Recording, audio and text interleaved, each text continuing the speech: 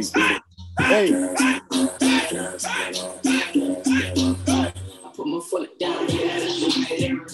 Put that gas pedal down. What? DJ Blast off in the building. Hey, here we go. Tupac. What? Oh, it's all good on the winter, folks. TV. Hump day in the house.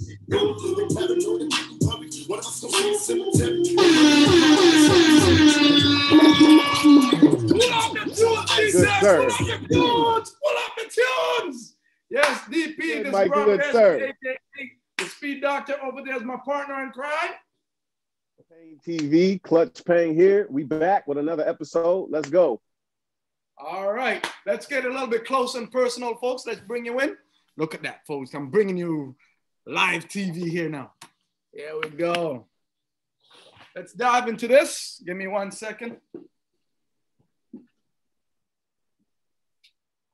I'm gonna cut out the feedback. There you go. I just wanted to drop a little bit of energy music up in there. I feel that. I like that. You DJing now. I love it.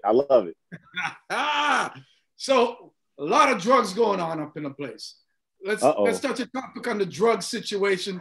Everybody testing positive. Everybody's getting involved into something. They're smoking weed. They're doing whatever. They're popping needles. It's like pop-a-locking. You know, yeah. Let's talk with all the way from Africa. Let's touch down in Africa, see what's going on. We got the young man, the second fastest time, well, the third fastest time in the world, second fastest or the fastest time in Africa. Fastest African. That's right. So let's talk about him. The man been running 10:41 last year, and then boom, all of a sudden 9.7. What do you think? Drug related? I would say, I mean, if you just look straight at it, yeah. I mean, how can you go from 10.4 to 9.8? Mm-hmm. So it's real questionable. And plus, he's already got a smear on his campaign already, I believe, from a couple of years ago. So, it just makes people look a little sideways at you because you're not really in the picture until all of a sudden. So, what do you think? Definitely these sprinters who's been blazing up the track, running 10.4s and all of a sudden 10.7s. I mean 9.7s and stuff like that, 9.8s. Yeah, that's blazing. I mean, where does that come from? As a clean athlete, I remember an agent that I was gonna go with. They came to me. I was running 10.1, right? And I know some of the athletes were dirty. And he says to me, Robert, if we put you on this, you can buy yourself a jet in 3 months. Because if you're running 10.1 and I know you're clean, and my guy who's running 10.4 wasn't clean, running 9.9, 9.8. Imagine you running 10.1 clean. Right. You'll be buying a jet, 942 possible within 9 months. And I'm like, listen, man, I got morals. My mama beat the black off my ass. My name is not my name. I'm renting her name, right? Her last name. So anything that I do, it affects the entire food chain. So absolutely man. No way I'm going to go there. And I didn't sign with those guys. But when these guys are 10.3s, and they can easily 3-6 months drop 0.5 of a second off. When you're clean, right. you're even trying to tweak 0.24, 0.1. Yeah. They're baby steps. These guys come blowing up, male or female. Yeah. So, I just think that it'll be the same thing with me. Once you get caught, you have no conscience. You know what I'm saying? Like, you don't care about integrity. If you win, you know that is not your win. You were secretly being helped. So if you really have integrity, it would bother you. I feel like if it bother your consciousness and be like, this is not really your win. But if you can deal with that, I guess then it should be no problem. And once you get that on your campaign, I just think everybody's going to look at you suspect. You're not that same athlete that you used to be. So that's a big space to come down on just in the Olympic year, I would say. So Definitely, some of these athletes, it's not about, in a sense, the winning. A lot of it is about income, putting food on the table. I get that, you know. With that, you're taking away so much from others. They're not looking at the bigger picture, the effect when they're busted. Because guess what? You're gonna get caught. If you don't get caught by the system, you're gonna get caught by knowing you did not do it on your own. You're assisted with whatever drugs. You can't look deep in your soul and sleep at night. And not only that, God's always watching, folks. You know, so you may take it to your grave, but it's gonna come back somehow and affect you somehow, right? So definitely, you know, you got to do it for the right reasons, right? Put the work in. Don't cut, don't cheat. You know, a long journey causes sweat. Most athletes that I find that use it were already great athletes to begin with. So in my mind, it's like, why? I know that maybe you feel like it'll give you that extra edge, but if you just keep working and doing what got you there in the first place, it's going to happen. So. Yeah, they need to switch up the circles.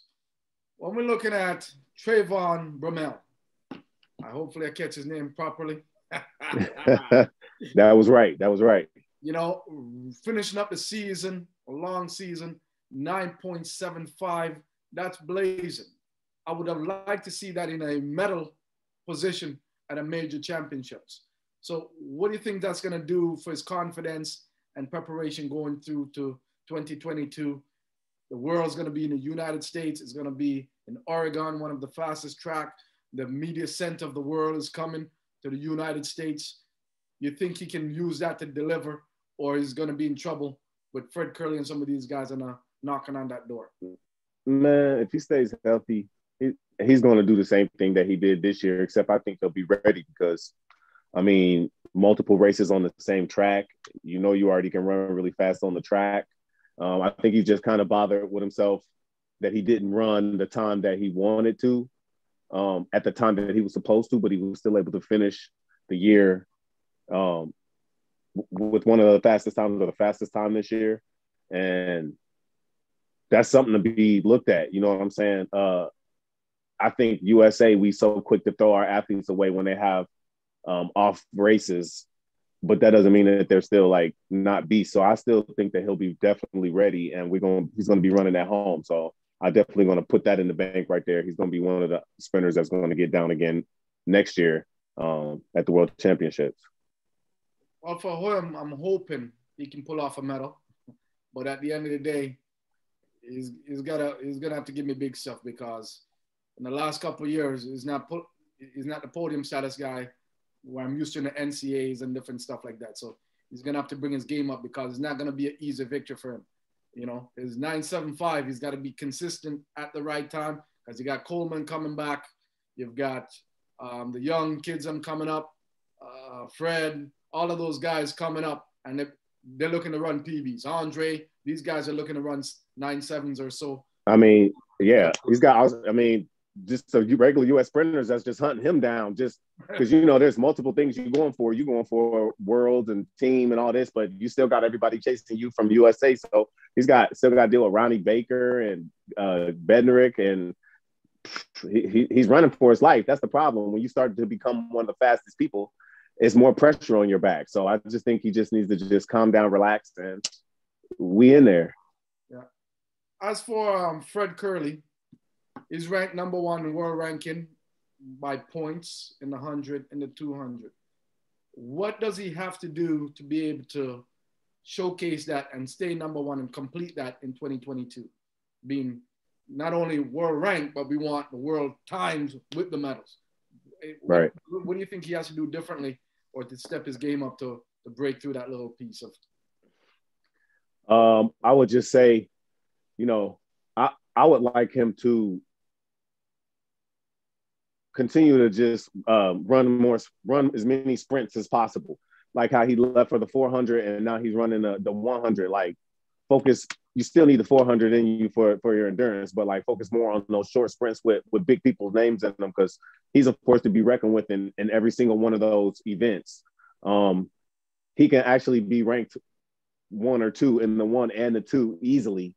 I'm not sure if he'll be able to do that in the 4 at the same time, but it is possible. I mean, I remember years where Zion Richards and Allison Felix both ran 49, you know, and also came back and ran sub 11 easy. So like it's done, it can be done, but I don't know if he slides that 2 in there, how consistent he can be. He already showed us that he's a beast and can do it individually when he wants to, but can you hold all 3 of those? If anybody can do it, it's him. So I do think that it's possible, but he's going to definitely have to work harder than he did last year, because every year it's going to be harder. People got stuff to prove after they didn't do what they needed to do at Worlds, like Trayvon Bromell.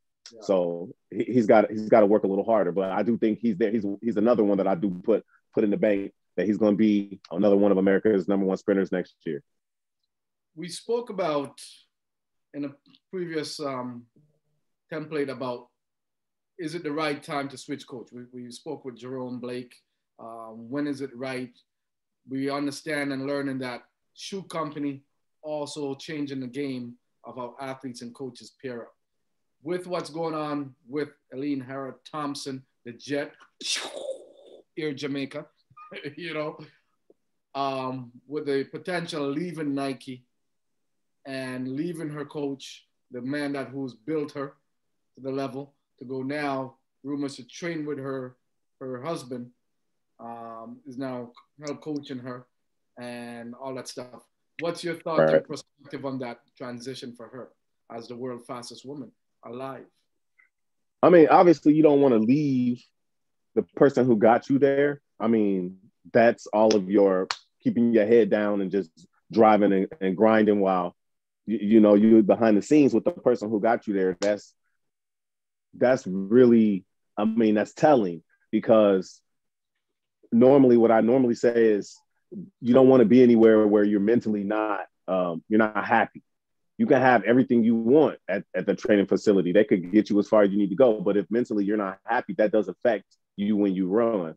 So I would say if she's changing coaches because she's not happy, then I think any time is the right time to change coaches. Outside of that, if you're just leaving because you see another coach that you think can get you faster than what you already are, I think that's a foolish move to make, because you've already made it with the coach you're already with. And a lot of athletes make that bad decision and they go to another coach, and then you see them stagnant or not doing as good as they did last year, or they even get hurt. So I think she should stay with the coach that she's with if it's just a factor of trying to run fast. But if it's not, and she's not healthy in that coaching leave, she should definitely go somewhere else. Well, definitely no, Coach Francis is not here to make you happy. That's not his job. His job is True. to make you fast, True. right? True. So that athlete has to choose, do you want to be fast or do you want to be happy? Because sometimes he feel if you're too happy and too comfortable, you're not in a position to bring a performance. Well, so I mean, like not comfortable and happy. not so much like is he making you happy, but like the situation. No matter how the coach is coaching you, are you happy with the functionality of the relationship between the coach and you as the athlete? Like, of course, you're gonna have the days where the coach says that was shitty, or he's gonna praise you, or he says we're not where we need to be. Whatever you want, the reality of what's going on. But are you happy in that situation? You know, is what's really important. But yeah, I get what you're saying too. Like some coaches, they're not there to be your friend. They're there to get you where you need to be. Speaking of that, how much power do you think, if she's leaving Nike and Puma, how much power does those shoe company have and says, you want this amount of money, you're going to have to switch coach? So whether they definitely have that power. Not, or can work with Francis, the shoe company may say, hey, this is not our guy. You need to be with our guy if you want to pour $8 million. Well, the good thing is she's got leverage because she's got multiple companies that want her. She is the fastest woman, or at least one of the fastest women, even if Sha'Carri decides to do that. But the good thing is, if she can get another company to chime in, then she can basically say, well, I don't have to go where you tell me to go because I have a whole nother company that's willing to allow me to go to another coach, even if that's not even true. And they know that another company is interested in her. It just gives her some leeway. But I do know Nike is very, you go here if we have you or you go there and like to set you up in these training camps where you're with other sprinters like horses. I mean, it makes sense, but I don't feel that it's necessarily fair because just because you think this is the right place for me doesn't mean that that's where I need to go. I might be better off with a coach who is maybe not as hard on me, or maybe is not as lenient on me. And I already have or maybe I want to stay with my high school coach. You know what I'm saying? You should not get to control who coaches me. And that's how you take college stars and even high school stars, and they don't run as well because you took them out of their groove and now you force them to go to a whole nother group. So I just think that, like, stay with your coach. Yeah. Now, a huge topic. With that move with Elaine going this direction, rumor has it, you know, the Green Machine and Sha'Carri might part ways due to the fact Nike may want to switch things up as the brand and send them over to Steve Francis. Right. What's your thought process with if Sha'Carri goes to Jamaica? Is it a good fit? What's stirring up in your mind when you hear a speculation like that? I can believe it's true. I trained with Dennis for like 2 years. And the only reason why I didn't compete those few years because I got injured.